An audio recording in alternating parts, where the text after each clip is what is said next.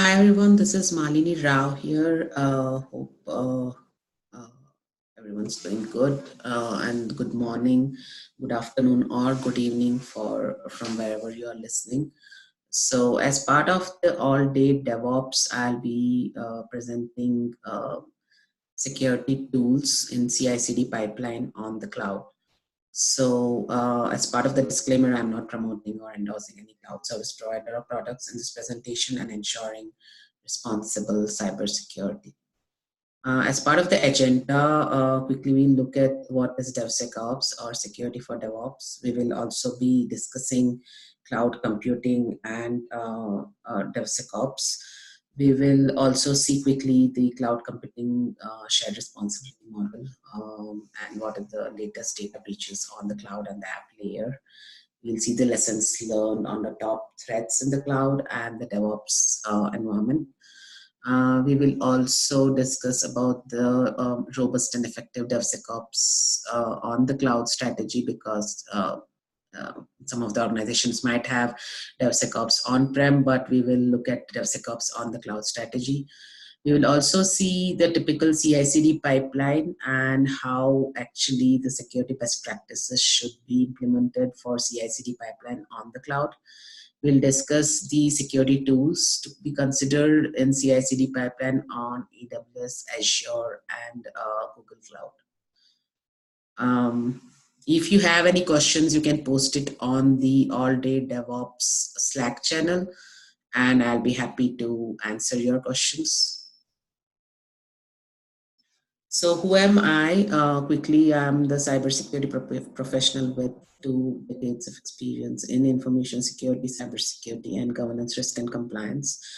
And I'm the promoter of Women in Cybersecurity. And also, you can subscribe to my Twitter and LinkedIn accounts, which is mentioned here. In terms of what is DevSecOps, I would say it is more of a culture which is integrating security into the DevOps environment. So the goal of DevOps is to give development teams more ownership in deploying and monitoring their applications by automating infrastructure provisioning, right? So when we are saying integrating security into DevOps, that means you are making the development and operations team think about the security and how it should be secure and complying to the regulatory requirements. So when you are adding security to DevOps, you are actually adding the automation. Companies should create strong security policies and standards without slowing down the development process, because developers are always in a hurry to basically finish the build and then release it as early as possible, because as part of the DevOps environment and the agile software development lifecycle, you actually look for faster build and release process. So you, in the CI/CD pipeline, you see that it's hundreds and millions of codes that are built, and you do the release on a daily basis. So security folks needs to think in that faster manner. So you need to implement DevSecOps by creating security as code culture, where security is integrated within all phases of software development lifecycle and DevOps practices, keeping regulations and security top of the mind while maintaining speed, agility, and innovation. So in traditionally, you used to have earlier waterfall methods where it used to take like 9 to 12 months of application development, but now when it has its DevOps, it takes like 1 day cycle time and smaller releases. So security folks, as I mentioned, need to come up with the strategies on how best can be security be embedded or integrated within the DevOps environment. Now talking about cloud computing and DevSecOps, cloud, when we are talking about cloud, organizations are more and more adopting the cloud environment, whether it's private, public, multi-cloud or hybrid cloud. So the most important characteristics and the reason the organizations are moving to cloud, it is because it's on demand, it is pay-as-you-go model, it is cheaper if you compare the CapEx and OpEx model with on-prem and cloud. and it is elastically scalable, and it's self-service, as well as it has enhanced flexibility. And the most important part is the rapid implementation and time to value, because cloud implementations can be rapid relative to the on-prem variants. For instance, on-prem could take 3 to 4 months for you to go live, but cloud is immediate. You can, if it's a SaaS application, you can be relatively faster compared to your on-prem model. For example, Salesforce, you just plug in and you can subscribe and start using it. So when organizations can deploy their key applications quicker with a better return on investment, and impact is also realized more rapidly. So basically, also when it comes to cloud, you have enhanced and robust security without add-on applications.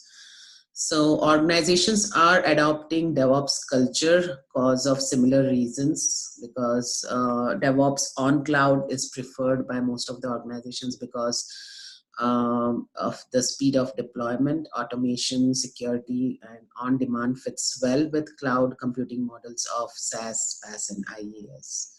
The DevSecOps market is expected to expand at a compound annual growth rate of 31.2%, from $1.5 billion to now in 2023 to $5.9 billion, as per one of the research from Markets and Markets. Cloud deployment of DevSecOps offerings helps organizations with deploying code during the production process, providing enhanced security, performance, and scalability. And what we have seen is adoption of DevSecOps offering is highest among larger organizations due to faster deployment and release cycles, as well as need for early integration of security tools into DevOps process. So if you see cloud and DevSecOps goes hand in hand, because the strategy and the need for DevOps on cloud is higher. It is flexible and it is scalable and rapidly implemented. So that's something which fits in well when DevOps goes on cloud.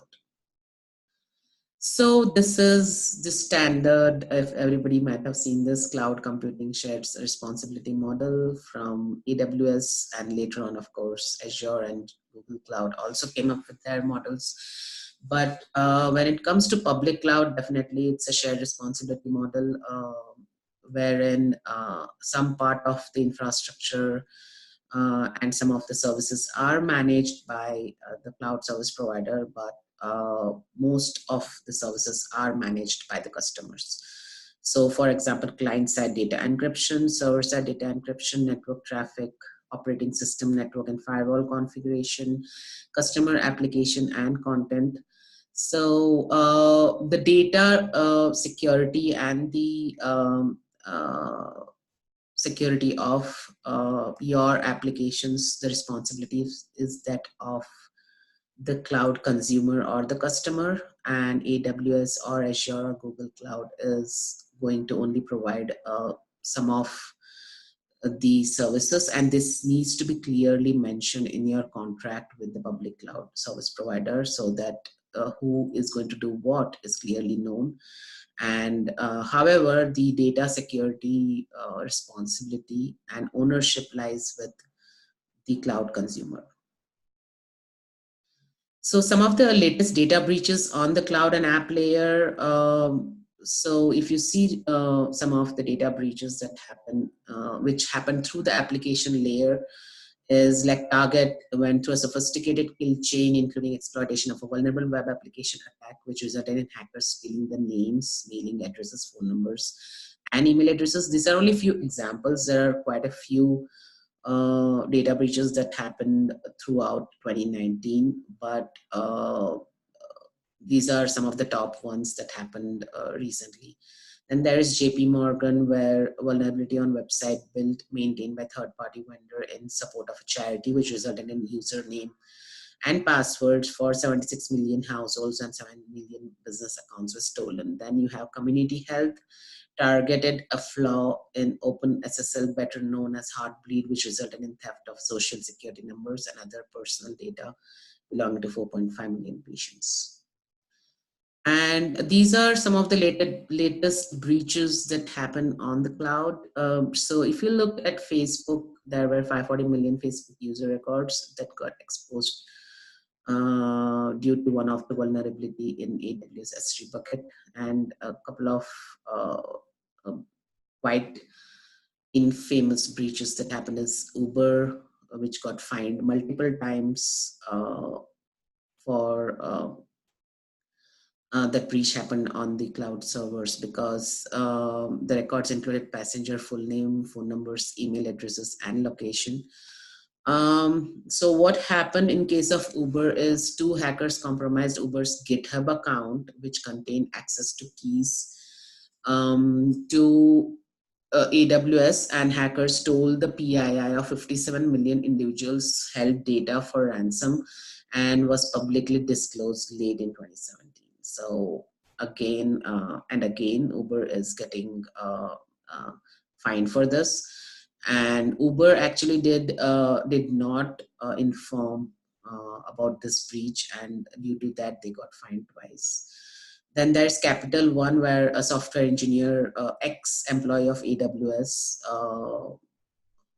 it's a she, and she actually, Paige Thompson, who actually did the hack, and who formerly worked for Amazon Web Services.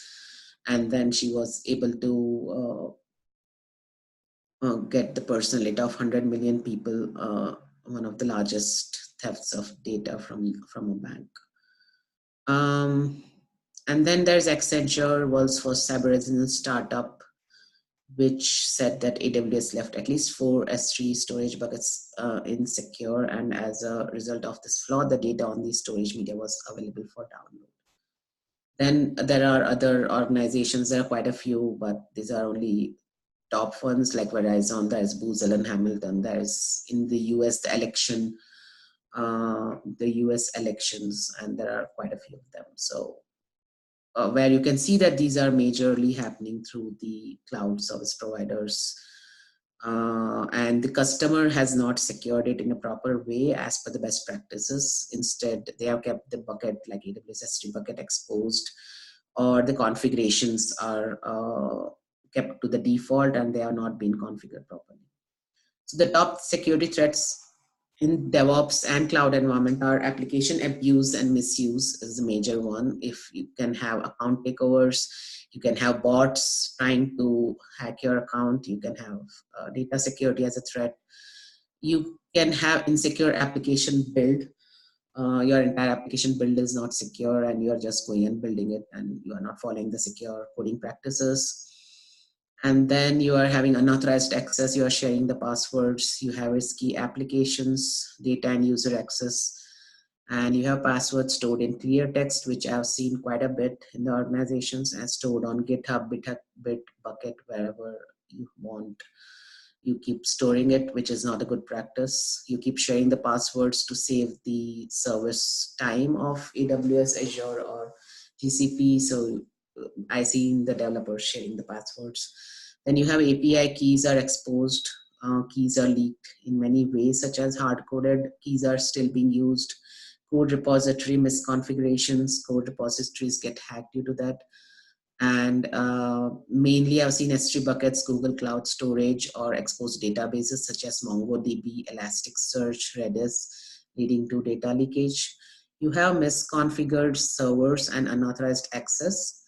Risky websites are exposed to bad guys, and then threats from the insider attack, lack of cloud security awareness and user hygiene, breaking and entering attacks such as brute force attacks, remote code execution, container escapes, supply chain attacks, malware, cryptojacking, ransomware, leading to data breach.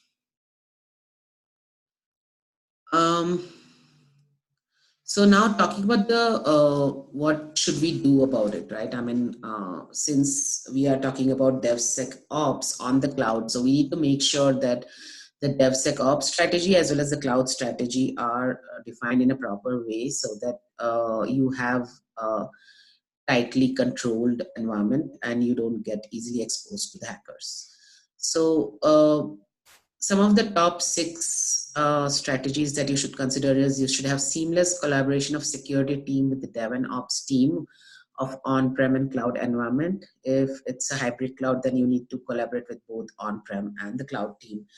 And if it's only cloud, then you need to talk to, you have to have strong collaboration with the dev and ops team. Then security team's new role now is to be an enabler. You need to be faster and you need to be non-blocker.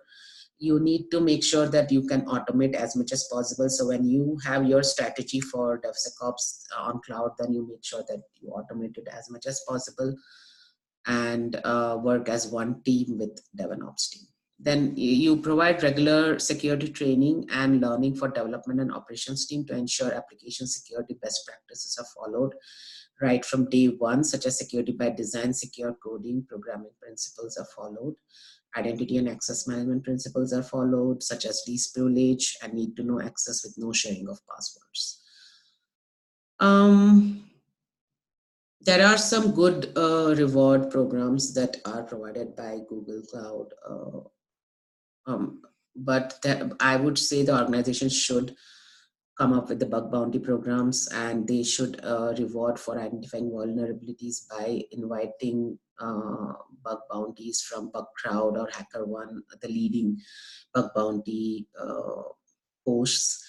And then threat hunting exercises are conducted on a regular basis, including the red teaming, blue teaming exercises. Visibility of data into the cloud and DevOps environment is critical, because if you can't see where your data is, so you can't secure it, right? So make sure that you know where your data is so that you can secure it. Encryption of data at rest and in transit, such as SSL, TLS certificate application and renewals in a timely manner is critical in a DevOps environment. Then continuous security automation checkpoints should be built into the CI/CD pipeline, which I mentioned in the introduction of DevSecOps, that it should be security as a code. So you should have all the checkpoints built within your CI/CD pipeline in line with the speed of DevOps, because you don't want them to slow down their build and release process. And then your feedback should be immediate, so that you can have success or failure of your pipeline execution based on the security checks and repeatable mechanism to push changes to the production. So all this should be built into the CI/CD pipeline.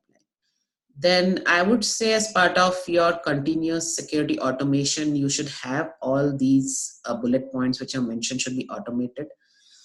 Like software vulnerability testing, security at time of code build, commit, and before production code checks. Docker container security checks should be automated. Kubernetes orchestration security checks. Automate your deployment tasks, like artifacts that came in from Jenkins are once deployed.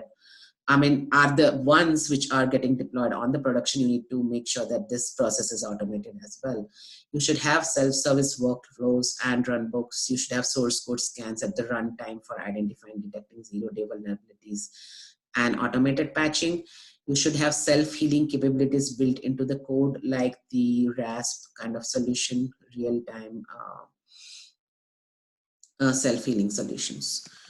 Then you have continuous auditing capabilities, compliance checks to regulatory requirements, including third-party vendor risk assessments performed on a regular basis. You should have cloud security monitoring, logging, alerting, and notifications for configuration changes, compliance audit, and hardening.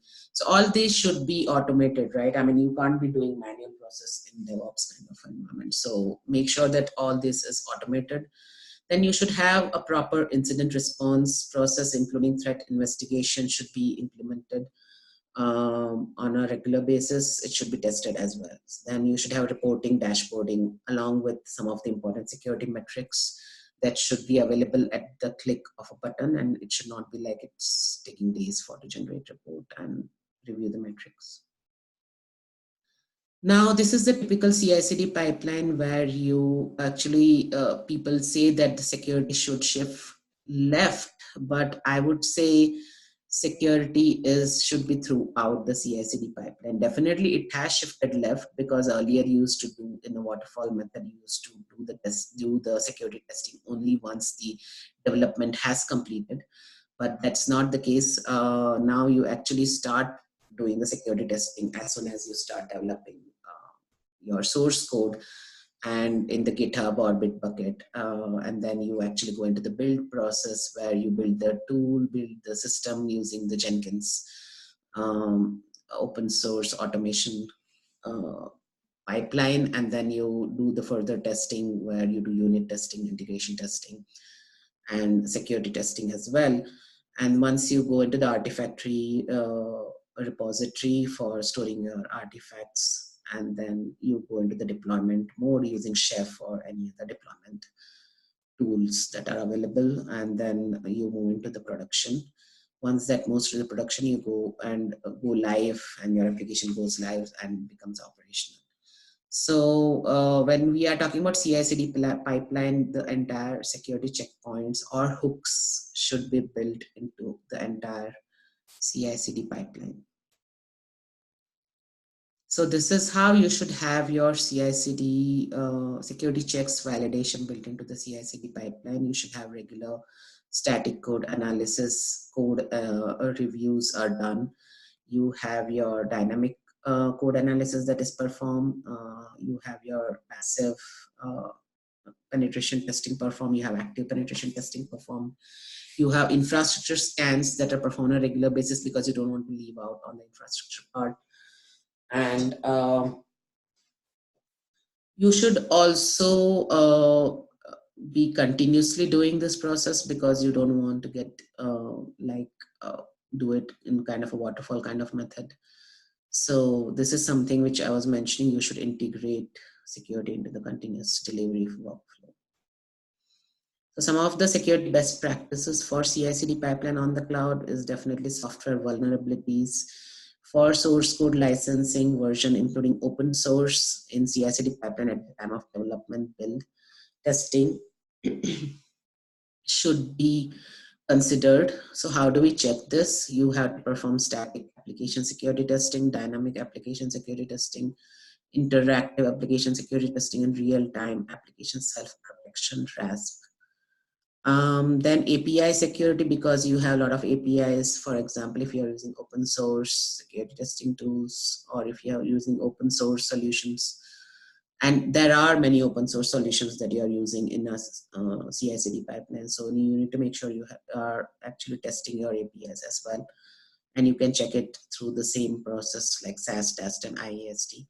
Then you have to test your cloud infrastructure vulnerabilities, where you do this by performing infrastructure vulnerability assessments. Then similarly, infrastructure as code vulnerabilities needs to be identified by doing the assessments. Then coming to containers and virtual machine images, that also needs to be scanned. I have seen many organizations, they just don't do Docker container or VM image scan, and they'll just keep using it as it is. And that's not acceptable because that's where a lot of breach happens on the cloud. Then you need to perform continuous auditing and compliance to regulatory requirements such as CIS, benchmarks, PCI, DSS, SOC 2, and other regulatory requirements. So you need to make sure audit and compliance as a code is embedded into the CI/CD pipeline. Then data visibility, identity, and access management, control over data, what is traveling within your CI/CD pipeline. This needs to be ensured.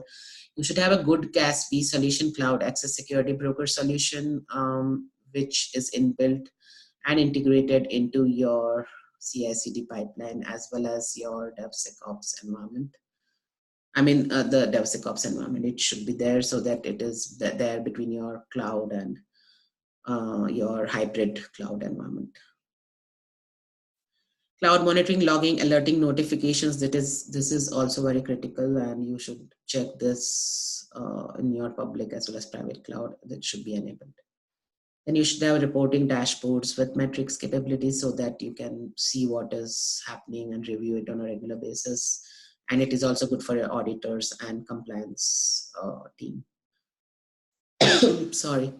Then identity and access management on cloud, you should make sure that proper user and role provisioning and user lifecycle management process is followed. And then you have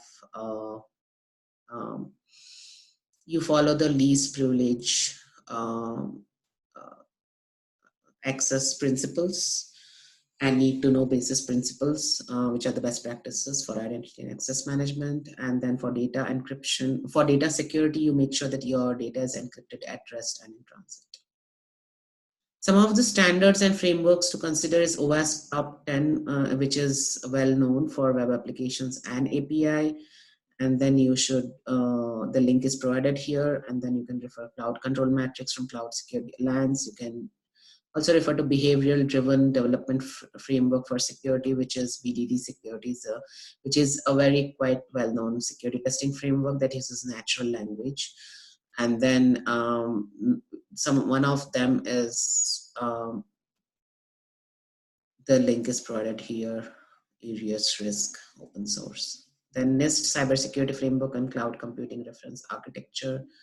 And then ISO 27018 for cloud service provider who process personally identifiable information. Then MITRE attack framework, or the MITRE attack framework for detecting and investigating advanced cyber threats. And this is mainly for threat hunting. If you're, I would say you should perform threat hunting, identify who are the threat actors, and then because most of the organizations are moving to threat-based approach where you identify the threat actors and then you work on them to make sure that you have mitigated those risks which are caused by those threat actors.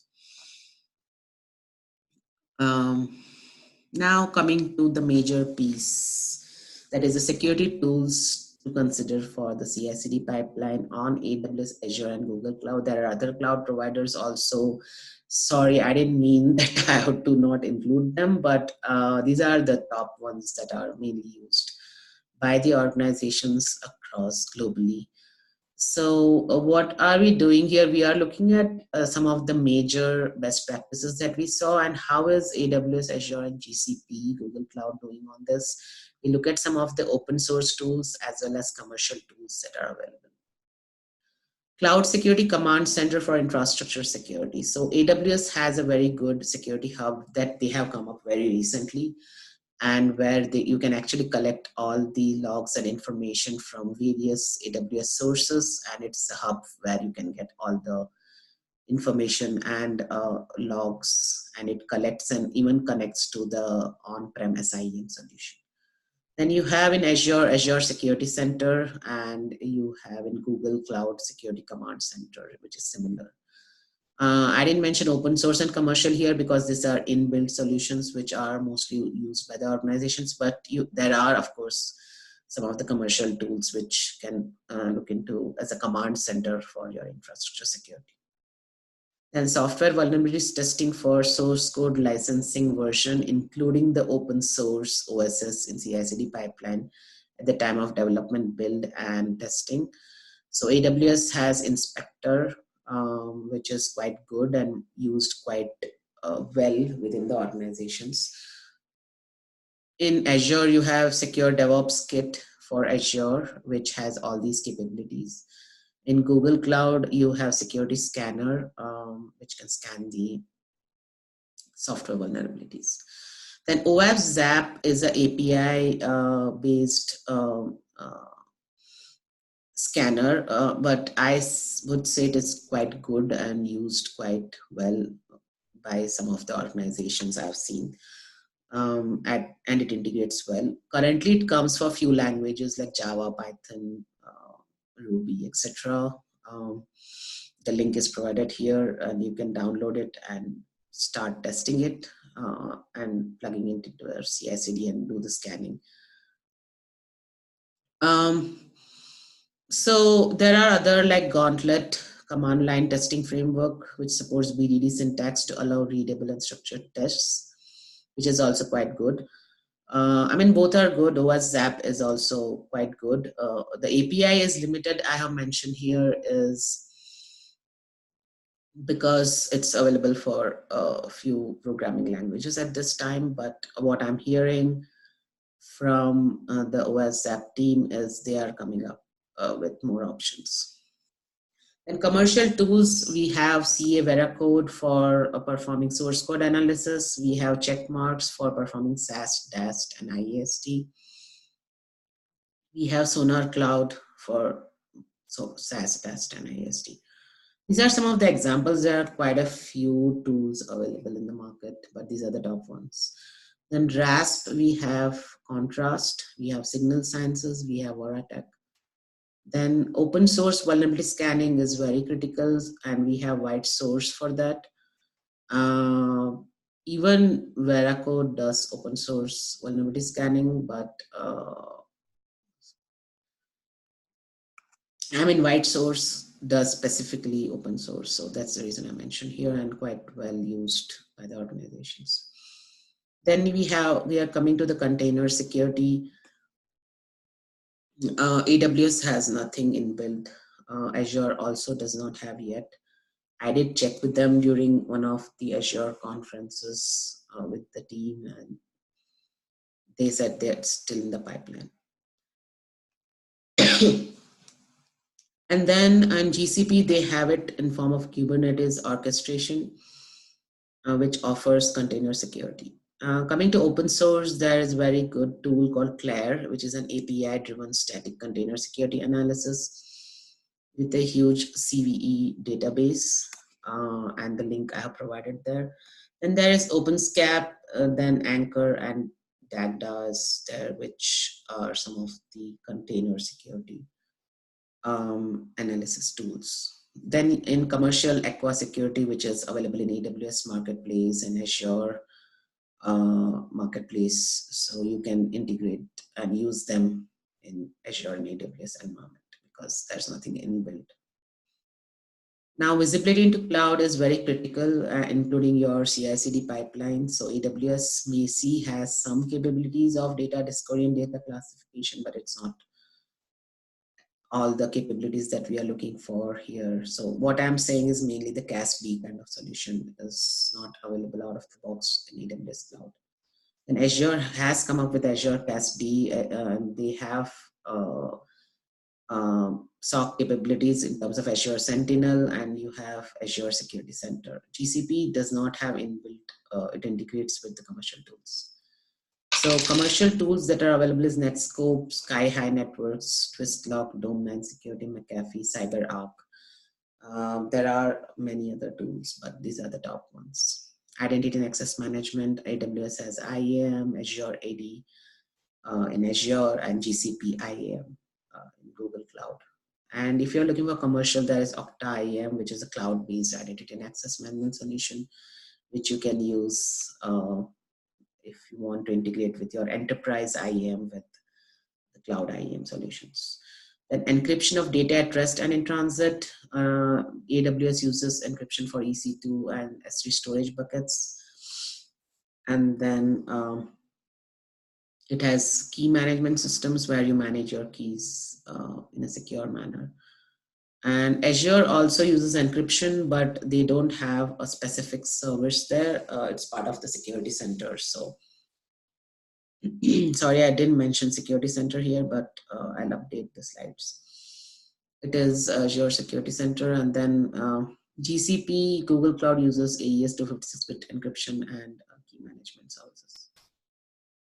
Cloud infrastructure level controls like firewall, load balancer, DDoS attack, monitoring solutions. Of course, you have virtual private cloud in AWS, in Azure and GCP also it's available. And commercial, it's available like Palo Alto, Checkpoint, McAfee, which are cloud specific options available. And they are available on the marketplace. Cloud security monitoring, threat detection and response. You have Amazon Inspector, AWS Cloud Trial, AWS Config, Amazon Guard Duty, AWS Security Hub. So I'm not going into details of each and every tool because of the time limit. Similarly, you have it on Azure Sentinel, Azure DevOps Kit, Azure Security Center, which does the similar thing. And then Google Command Center, which also has the capability to do monitoring, threat detection, analytics, and response. OSIM is one of the open source SIM solution, but it's not widely used for cloud specific kind of environment. Then you have Threat Stack, Alien Vault, Evident.io, CASB solutions, and Splunk. Sorry. Now, coming to cloud security reporting dashboards and metrics, you have AWS Macie, Azure DevOps Kit in Azure, and you have what is called as uh, in Google Cloud, you have something called, if you go to status.cloud.google.com, you get the status of our entire cloud infrastructure, including the dashboards and metrics. In terms of open source, you have Caverian Cyber Exposure, Cyber Posture Intelligence, which can be used for reporting dashboards and metrics. Secure DevOps Kit for Azure is a really good solution, I would say, when it comes to Azure environment. Basically, it offers subscription security, it offers secure development, it offers continuous integration and continuous deployment extension.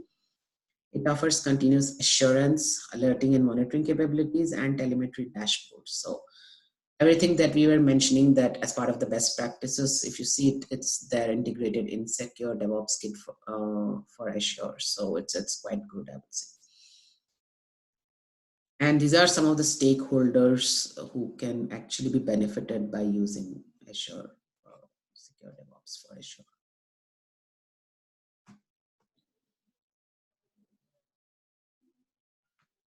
Now, of course, I can mention the tools are quite, some of them are really used well by the organizations. You can go to some of these references and understand the tools. Like if you go to OWASP ZAP Attack Proxy Project, you can download the proxy tool and start using it for security scanning, which is an open source tool. You can actually go to awesome DevSecOps resource on GitHub and find out there are lots of webinars and lot of resources where you can understand DevSecOps in a proper manner, which is also useful for your development and operations team to go through them so they can start thinking about how and where they should integrate the security. Then you should have OWASP top, you should refer to the OWASP top 10 risks on the OWASP page, and you should also refer to the Google, Amazon, and Microsoft security pages that they have. Then Cloud Security Alliance has a working group for DevSecOps. You should join that and start looking into some of the development that is happening in that area.